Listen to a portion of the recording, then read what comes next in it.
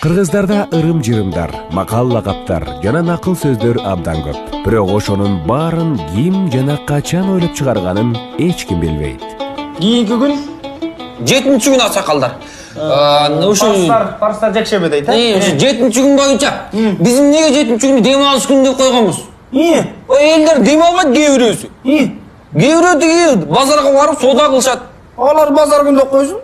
Калгандары дем алыш деп берсин. Дем алыш күнү анан базар күнү. Мен мисалы мончо күн дейм. Мончого чөм да. Мончо күн, базар күн, дем алыш күн. Болду. Күндөр бүттү, Бүттү ушу менен.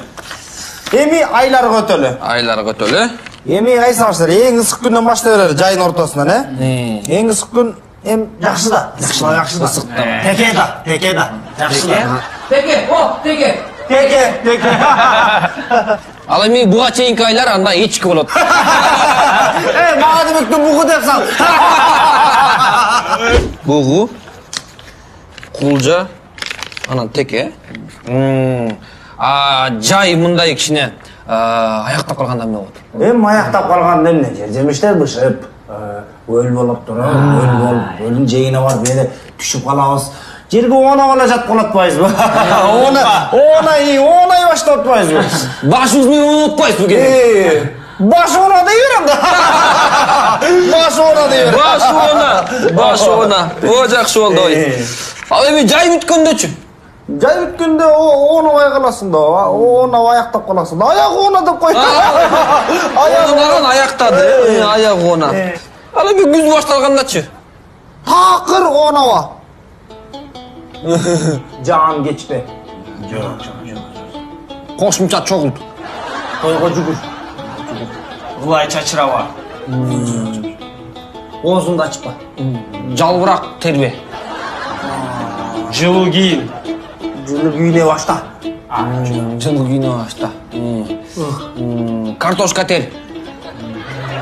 Жакында кыш. Көмүр ташы. Шамалдан сактан. Тесектергиле. Чарчап деле кеттик аяшы.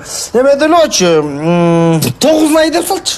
9 Кийинкилерди ошондон ылдый ошондо кете бересиз. Сандар деле, сандар. 9 айы, анан 8 айы, анан 7 айы.